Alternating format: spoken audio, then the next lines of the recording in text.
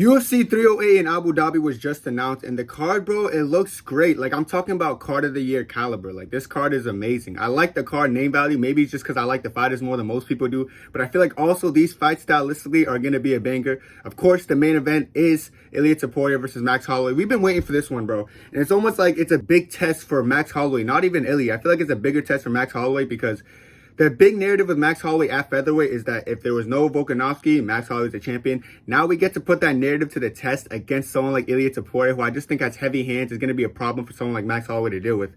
I just look at the boxing. They both are great boxers. I honestly think Ilia Topuria is the more intelligent defensive boxer. I feel like Max is going to have a hard time hitting him, but I still feel like it's going to be a banger fight, bro, no matter which way you slice the cake. I'd be lying if I said I didn't give Ilia this slight edge or a decent amount of edge. I feel like, yes, they're both good strikers, good boxers.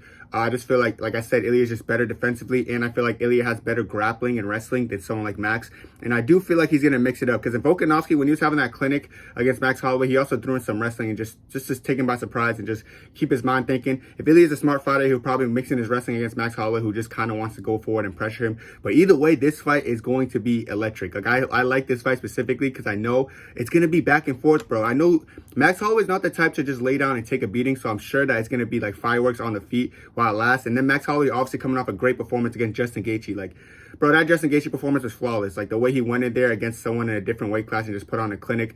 I wonder how it's going to be, though, going back down to 145. Like, he went up to 155. He made the weight properly this time. Like Dustin Poirier, when he fought him at 155, he came up there looking chubby and just ugly and he just didn't gain the weight properly. He gained the weight properly this time. He looked way better. But now I want to see how his body's going to adjust to going back down to 145.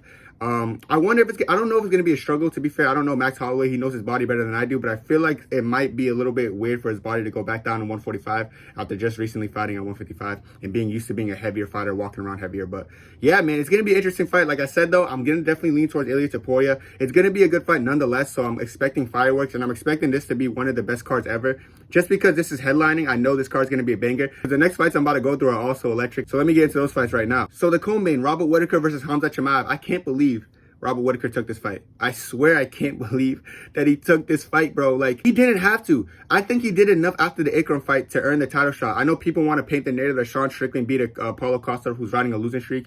And since you beat someone riding a losing streak, you deserve it. That's like the narrative of the Sean Strickland fans. But I just think Robert Whittaker's win streak's more important. Like, I know Robert Whittaker only ever lost to DDP and Izzy in that weight class. DDP and Izzy, who are unironically fighting for the belt. So it makes sense he gets the next one. But all I'm saying is, if he somehow gets it done against Khamzat in Abu Dhabi, and it just coming off, like, he just fought not too long ago against Ikram and then had a great performance, first round destruction. So if he beats Khamzat, there's no if, whats, or buts who's going to get a title shot next. Matter of fact, the winner of this fight gets a title shot. If Khamzat beats him, he gets a title shot. If Whittaker beats him, he gets a title shot. Sean Strickland is going to sit around after he beat Paulo Costa riding a losing streak and be like, I'm not going to fight till I get the title shot. He's going to pull Bilal Muhammad. Bilal tried to pull that after 30-25 in Wonder Boy, and they just didn't give him a title shot for years, so he had to go back and earn it. So Sean Strickland is going to go through that treatment. I don't know if he's delusional or like mentally unstable or something, if he thinks he's going to get that title shot off of beating Paulo Costa or he's on drugs. Robert Whittaker had to beat Paulo Costa way worse than he did.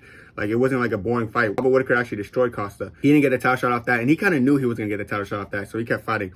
But yeah, Khamzat just a big risk for Robert Whittaker. Like, especially this turnaround. I know he just had a whole camp dedicated to Khamzat, so I'm sure he's going to be ready for, like, the wrestling and things of that nature of that. But it's just, like, it's Khamzat, dude. It's, like, he's a very hard fight. I did have Khamzat beating Whittaker, and now it's, like, yeah, Whittaker looked great his last fight, but I still didn't see enough with the wrestling defense and all that because I thought Ikram was going to wrestle him, but he didn't. So now it's like a big question mark of like, how's Whittaker's wrestling defense going to look against Khamzat? We know you can have good wrestling defense against Khamzat and still get mauled. We've seen Usman fight, you know what I'm saying? So I know Whittaker has decent takedown defense.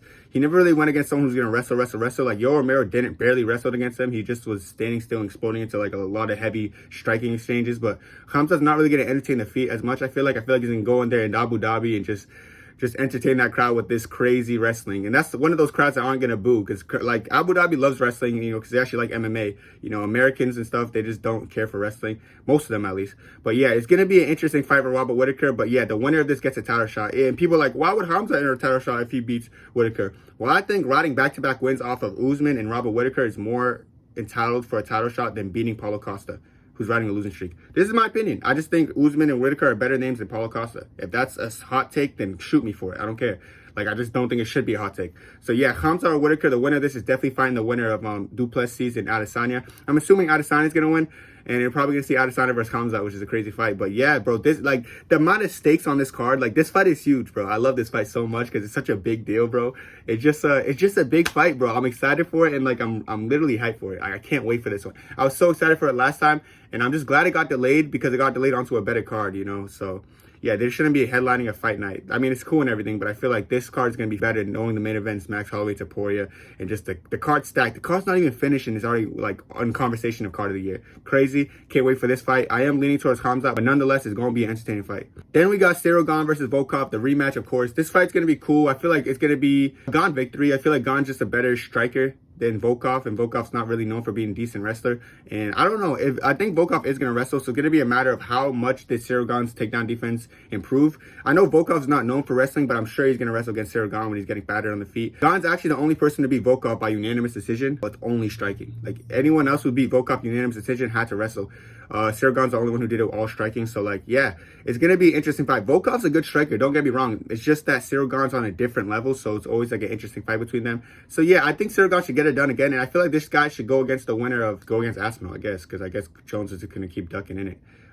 But this is weird, because I remember Alex Perez's manager did say they have something playing with Pereira. I wonder if Pereira's going to go up to fight Tom Aspinall. I don't know what they're going to do with Tom Aspinall because we know John Jones is ducking and John Jones is scared dead like shitless. So I don't know what they're going to do. I don't know if Dana White's like rubbing John Jones back and be like, don't worry, baby. I know you're scared of Tom Aspinall, so we're going to make sure you don't fight him. I don't know what's going on behind the scenes. But what I do know is that Gane and Volkov, the winner of this, deserves a title shot. I don't know what's happening with Almeida either. Like, I really felt like it should have been Gane versus Almeida. But I guess Volkov's performance against Sergey Pavlovich was impressive to some people. So they just let go of the Almeida versus Gane idea. I don't know. But I feel like, yeah, maybe Gane can either get a title shot off this, seeing what Tom Aspinall's going to do because he's actually the undisputed champion. So I'm looking at, when I think of like a heavyweight champion defending their belt, I'm not thinking of someone who's not like who's scared. I'm thinking of the actual champion, which is Tom Aspinall. You know, John Jones is not a real champion. Like, real champions defend their belts against the best of the best. Jones wants to defend his belt against the oldest of the old. So, you know, we'll see if Gane gets a title shot with the real undisputed champion Aspinall after this, but I don't really know what's going to happen with this fight. But either way, it's a fun fight. I love a striking fight, and this is a striking fight. For all the people who hate wrestling, this is the fight to watch on the card, and that's about it. And then, of course, we got Ankalaev versus Rakic because the UFC is protecting Alex Pereira from Ankalaev, so they're making sure Ankalaev has to go through someone again. And the thing that pisses me off about this fight is that after Ankalaev beats Rakic, you're gonna be like, oh, but Rakic sucked. Rakic sucked. It's like, why would he fight Rakic? Rakic is so bad. He should have fought Jamal Hitler. And like, it pisses me off because I know that's going to be the reaction because everyone paints the narrative that Ankalaev fights nobodies. But when Johnny Walker was running a 3-fight win streak looking like he's about to get to the title, Ankalaev destroyed him. Anthony Smith was running a 3-fight win streak. Ankalaev destroyed him. When Thiago Santos was looking decent, Ankalaev destroyed him. Cutelaba got destroyed by him twice. Volkan Oezdemir, who's not even a bad light heavyweight, got destroyed by Ankalaev. So my thing is, after Ankalaev destroys Rakic, they're going to turn around and be like, but didn't Yuri beat Rakic? Didn't Yuri beat Rakic? So this means nothing to him. This means nothing to him. But Rakic is the top 5 light heavyweight. So at this point, I don't care what they say. They can't say he never fought a top 5 competition. So after he destroys Rakic, I know people are going to cope and be like, but you should have fought Yuri because Yuri's so good. Yuri has the best defense in the world. He just got knocked out back-to-back. You should fight Yuri.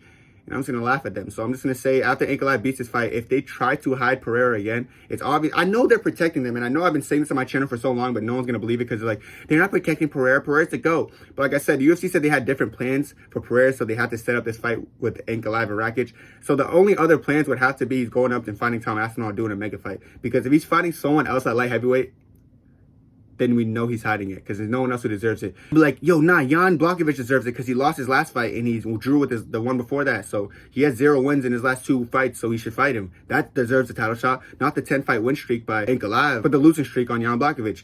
Yeah, like, it just doesn't make sense. So I hope Alex Pereira is not fighting a light heavyweight. It just pissed me off, but yeah, man, I don't know, dude. All I'm saying is this card's actually a banger so far, and there's going to be more fights added. I'm sure they're going to add fighters from, like, Russia or, like, Europe. We might see Orabai on this card. We might see a couple other fighters who are just great, entertaining fighters on this card. So I can't wait for it. It's going to be a hype card, bro. I can't wait to see it. And depending on, like, how some of these fighters do in this card in Abu Dhabi, that's going to happen today because I'm dropping this video at the same time with Corey and Umar.